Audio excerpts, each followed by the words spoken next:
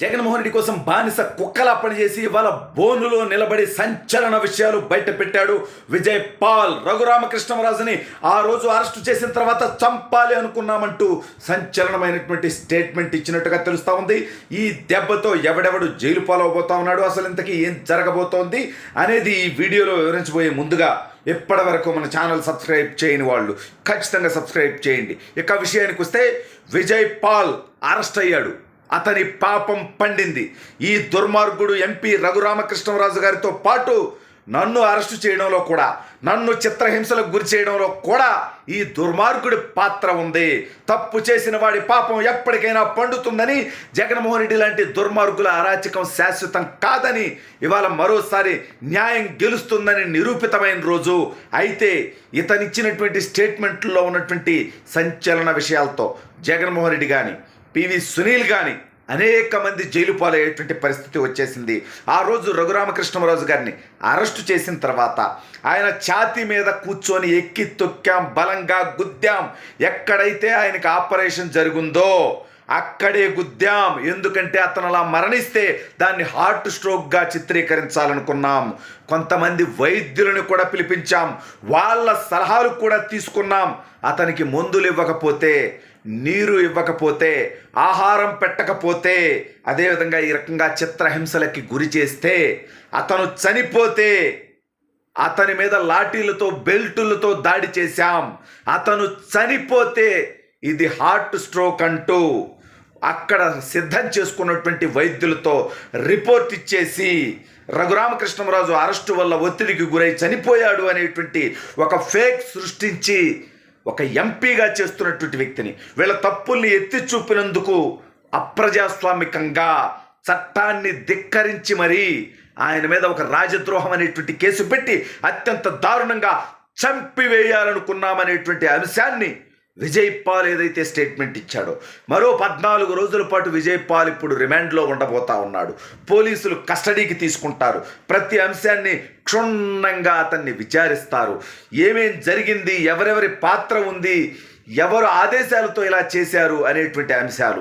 పైగా రఘురామకృష్ణరాజు గారు తన స్టేట్మెంట్లో ఏవైతే ఇచ్చారో, తన కంప్లైంట్స్లో ఏవైతే ఇచ్చారో వాటన్నిటినీ బేస్ చేసుకొని ఆల్రెడీ పోలీసుల్లో ఉన్నటువంటి కొంతమంది వణికిపోతూ వాస్తవాలు వాళ్లే బయట పెట్టేయడంతో ఇప్పుడు నన్ను అరెస్ట్ చేసి చిత్రహింసలకు గురి చేసిన కేసు ఉంది. కొంతమంది పోలీసు కుక్కల్లాంటి వ్యక్తులు, తప్పుడు వ్యక్తులు ఇవాళ వాళ్ళు ఎవరి అధికారంలో ఉంటే వాళ్ళకి లొంగుతారు కాబట్టి ఇవాళ అప్రూవర్లుగా మారిపోయారు. అందరి పేర్లు చెప్పడానికి సిద్ధమైపోయారు. బీహార్లో ఎక్కడో దాక్కున్నాను అనుకుంటున్నాడు సునీల్ నాయక్ అనేటువంటి వ్యక్తి. బీహార్ కేడర్కి వెళ్ళిపోయాను, నేను తప్పించుకున్నాను అనుకుంటున్నాడు.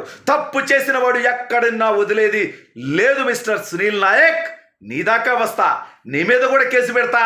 ఖచ్చితంగా మీ అందరి తుత్తర ఎవడెవడైతే నా అక్రమ అరెస్టులో నన్ను వేధించడంలో భాగస్వాములు అయ్యారో మీ అందరికీ ఒక మెజరబుల్ ట్రీట్మెంట్, మీ జీవితం అంతా గుర్తుండిపోయే విధంగా, ప్రజలు కట్టేటువంటి పన్నుల నుంచి జీతాలు తీసుకొని ఈ తప్పుడు పనుల్లో భాగస్వాములు అవ్వడం తప్పు అనే విధంగా, మీ జీవితంలో మర్చిపోలేని విధంగా మీకు ఒక తీర్పు ఇప్పిస్తాను. ఖచ్చితంగా మీకు గుణపాఠం నేర్పిస్తాను. ఇవాళ రఘురామకృష్ణరాజు గారిని చంపేసి, అంటే మీ తప్పుల్ని ఎత్తి చూపితే చంపేస్తారా?